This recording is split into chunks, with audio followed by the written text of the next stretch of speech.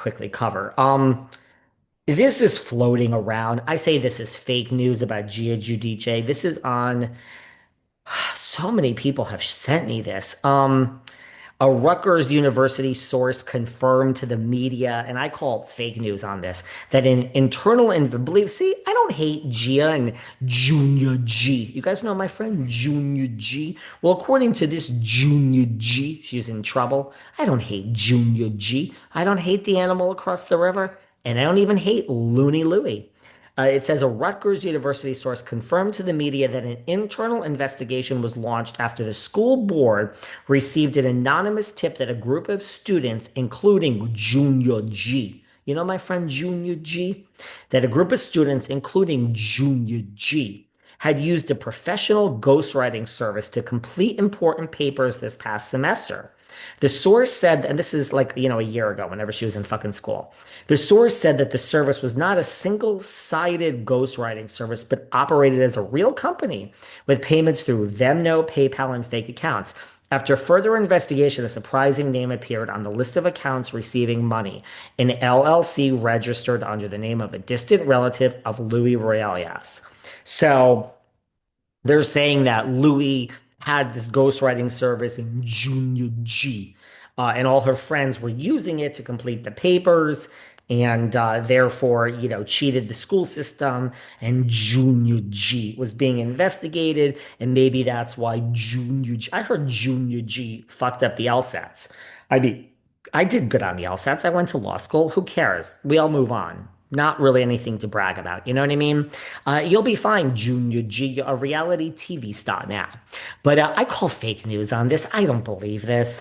But this is, I can't tell you how many people have told me they saw this and I looked into it. I call fake news. See, I don't know. Look, that animal across the river flips tables, but you blow her, you could blow her over. You want your $2 million, ching, ching, ching.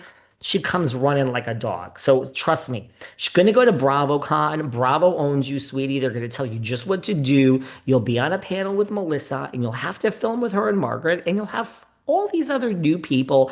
And somehow, but look, this not speaking, it ain't going to work. So they're going to give her a lecture. And that's the thing. You'll never speak to her again. Well, now that it's a year later, you're going to BravoCon with them. So they're going to say, take it or leave it, Teresa. You can either not speak to her and not come back or come back. Melissa's coming back. Margaret's coming back and Dolores is coming back. Would you like to come back with Melissa and Margaret? I understand you don't want to, but would you like to for the paycheck? Because you can pass the paycheck up and we can go on with your show, as you say, like Jax Taylor said, without you. Choice is yours. Teresa will say yes. So, guys, I'm starting to think this is the foreshadowing of what's going to happen with New Jersey. And she is going to get a contract, Teresa. I heard it's for less money. I heard they're all going to make less money, which I used to run HR and recruiting every year at Martha Stewart. We had layoffs. We just had layoffs every December. I was so pissed. I was such a bitch. I was in charge of hiring. I'm like, why are we laying all these people off? We know we're going to need some of them in 3 months. Oh, you'll just hire new people, David. Are you fucking kidding me? Making my life harder. And I would just always say, why don't we offer this person? They're 58 years old. They're not going to go on and start over. Like, so they make 200. They would probably be thrilled to make, 130. And they would just say, it never works. It never works, which is true. It never works. Taking someone and giving them the same job with a pay cut. We never did it. I'd be like, but they would rather have 130 if they were going to make zero. And my bosses would always say, no, David, that's not how. I was like, oh, geez. I didn't really give a shit. I just wanted like an easier job. I didn't want to fill all the new fucking jobs, which fell on my lap and my staff's lap. But that's not the point. The point is, I agree. But in this case, in TV, it's too bad. Teresa will have to take her pay cut when she gets it. I call bullshit on Junior G's fake. The real thug in a cocktail dress is Junior G. Let me tell you something. Teresa, she flips the tables. You could blow her over with it without one breath. She's innocent. If you see Junior G, if you're in a dark alley and you see Junior G, I got one thing to say to you. Run. Speaking of fraudsters and defrauding and this and that, which comes to mind when I think of Teresa, Denise Richards has got herself in a little pickle. Well, Mr. Aaron, took out a loan, $190,000, at 11% interest. This is why I always say, I don't care how rich you are, take a mortgage. Even now with the rates being 6 to 7%, it's an easier loan to get. Business loans, avoid them. And by all means, don't get yourself into credit card debt. Don't buy it if you can't afford it. I know, easier said than done. Fine. Well, try not to, okay? And 11% interest, ouch. So he defaulted in 2019. He married Ms. Richards, Denise, in 2018.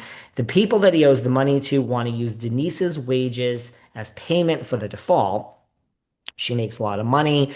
And Aaron is saying, I don't want you to use Denise's. He's not saying that he can pay it. He's saying he can't pay it, but he's saying that he doesn't want you to use Denise's funds.